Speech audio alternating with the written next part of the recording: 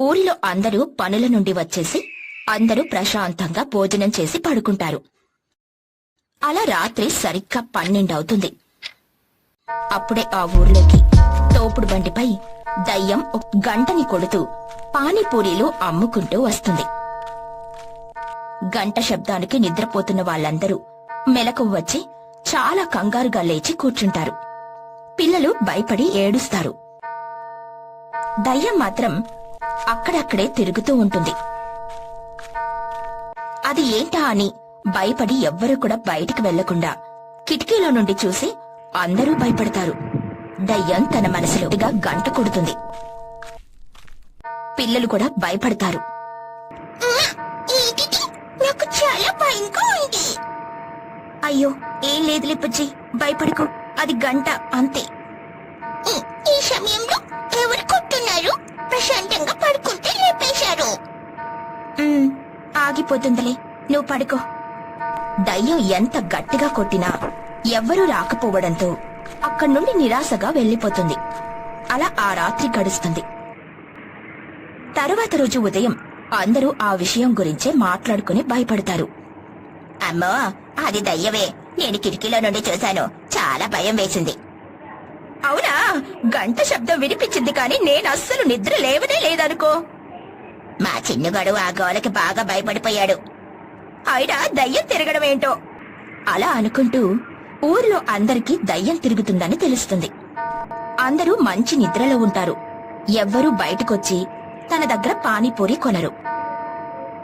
దయ్యానికి బాగా కోపం వస్తుంది. దయ్యం తన మనసులో, ఏంటి ఎవరు బయటకొచ్చి నా దగ్గర పానీపూరి కొనట్లేదు? ఇలా చాలా రోజుల నుండి తిరుగుతున్నారు, ఒక్కరు కూడా రావట్లేదు. వాళ్ళ దగ్గర తినడానికి ఆహారం ఉండడం వల్ల అందరూ అదే తిని నా దగ్గర పానీపూరి తినట్లేదు. అదే వాళ్ళ దగ్గర ఆహారం లేకపోతే నా దగ్గరే వచ్చి పానీపూరి కొంటారు కదా అని అనుకుంటుంది. దయ్యం అక్కడే మాయమయ్యి ముందు చిచ్చుకాకి వాళ్ళ ఇంట్లోకి వెళ్తుంది. వాళ్ళ వంటగదిలోకి వెళ్లి అక్కడున్న ఆహారం అలాగే అన్ని రకాల తినే పదార్థాలను తీసుకుంటుంది.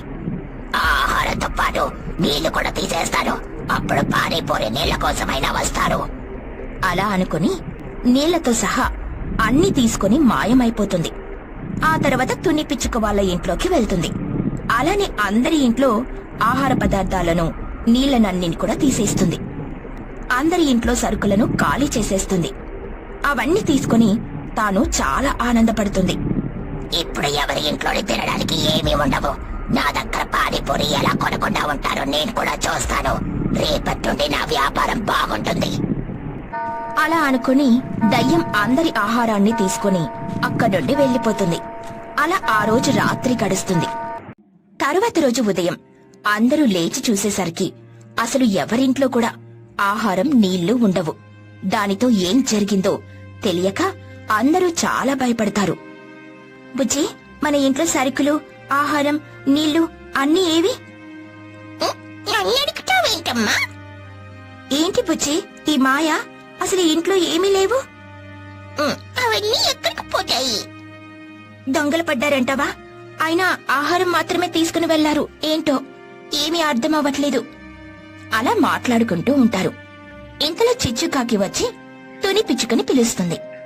తుని పిచ్చుక వెంటనే బయటికి వెళ్తుంది. ఏంటి చిచ్చు, ఏంటి విషయం? ఉదయాన్నే వచ్చావు? తుని, మా ఇంట్లో ఆహారం అంతా ఏమైందో తెలియట్లేదు. నీ దగ్గర ఏమైనా సరుకులుంటే కొంచెం ఇస్తావా? అవునా చిచ్చు, మా ఇంట్లో కూడా ఏమీ కనిపించట్లేదు. అదేంటి? అయితే మా ఇంట్లో మాత్రం కనిపించకుండా పోలేదా? మీ ఇంట్లో కూడానా? అవును చిచ్చు, ఇప్పుడే నేను కూడా చూశాను. అసలేం అర్థం అవ్వట్లేదు. సరే పద, ఎవరినైనా అడుగుదాం. అలా ఇద్దరూ కలిసి లూసీ పావురం దగ్గరికి వెళ్తారు. తన ఇంట్లో కూడా ఆహారం కనిపించకపోవడంతో ఏం చెయ్యాలో తెలియక కూర్చుంటుంది. అలా అందరూ అందర్నీ అడుగుతారు. ఆహారం ఎవరింట్లోనీ లేదని తెలుస్తుంది. తుని పిచ్చుక స్నేహితులందరూ కలుస్తారు. ఇదే మాయా, ఎవరింట్లో ఆహారం లేకపోవడం ఏంటి? అవును, అది కూడా ఒకే రోజు కాదు, ఒకే రాత్రిలో. ఒకవేళ దొంగలేమైనా వచ్చారేమో. దొంగలొచ్చినా కాని ఎక్కడా ఒక తలుపు కూడా తీసిలేదుగా. అన్ని వేసిన తలుపులు వేసినట్టే ఉన్నాయి. అయినా ఇంట్లో ఉన్న నీళ్లు తీసుకుని వెళ్లి ఏం చేసుకుంటారు? అవును, అసలు ఏం జరుగుతుందో ఏం అర్థం అవ్వట్లేదు. ఇప్పుడు మనం ఏం తినాలి? అసలే పిల్లలు ఆకలికి ఉండలేరు. అవును చోటు, నిజమే.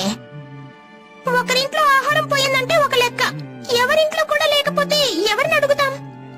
అలా అందరూ మాట్లాడుకుంటూ చాలా బాధపడతారు. పిల్లలు ఆకలి అని ఏడుస్తూ ఉంటారు. అమ్మ, నాకు బాగా ఆకలిగా ఉంది. అవును చిన్ను, కానీ ఇంట్లో ఏవీ లేవు, ఎవరింట్లో కూడా ఆహారం లేదు.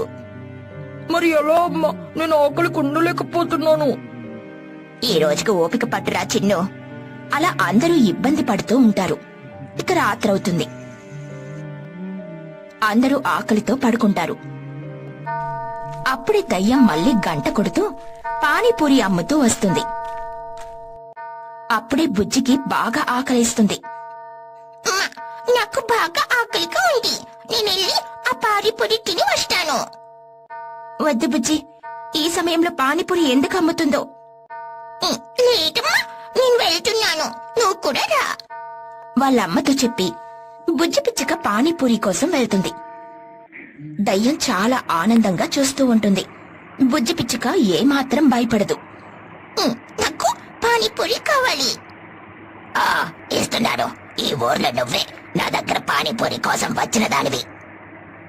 మా ఇంట్లో ఆహారం లేదు, ఉదయం నుండి చాలా బాధపడుతున్నాం, ఆకలిగా ఉంది. ఆకలిగా ఉందా? తిరు. దయ్యం పానీపూరినిస్తుంది. బుజ్జి పిచ్చుక తృప్తిగా తింటుంది. ఇందులో తుని పిచ్చుక కూడా వస్తుంది. తాను కూడా బాగా తింటుంది.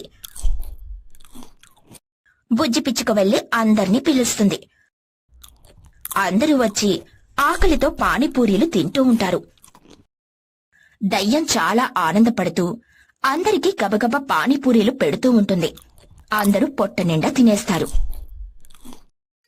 నువ్వు రావడం వల్ల మా ఆకలి తీరింది. నిజానికి మీ అందరింట్లో ఆహారం అవి దొంగలించింది నేనే. అవునా? ఎందుకిలా చేశావు? నేను చాలా రోజుల నుండి ఇలా తిరుగుతున్నాను, ఎవరు నా దగ్గర పానీపూరీలు కొనట్లేదు. నాకు చాలా బాధగా అనిపించింది, అందుకే ఇలా చేశాను. అలా చేయడం వల్ల నీకేమొచ్చింది? మీరు రాత్రి సమయంలో ఆహారం తినడం వల్లే కదా నా దగ్గర పానీపూరి తినట్లేదు. దయ్యం నిజం చెప్పడంతో అందరూ కూడా తనని క్షమిస్తారు. అలా అని నువ్వందర్నీ ఇబ్బంది పెట్టడం తప్పు కదా. అవును, కానీ నాకేం చెయ్యాలో తెలియలేదు, అందుకే. సరే, ఇంకెప్పుడు ఇలా చెయ్యకు. చెయ్యను, కానీ మీరు కూడా రోజు రాత్రి భోజనం చెయ్యకండి, నా దగ్గరికి వచ్చి పానీపూరి తినండి. సరే సరే, ఈసారి అలానే చేస్తాం. అందరూ అలా అనడంతో దయ్యం చాలా ఆనందపడి అక్కడి నుండి వెళ్లిపోతుంది. అందరూ కూడా ఆకలి తీరడంతో ఆనందపడతారు.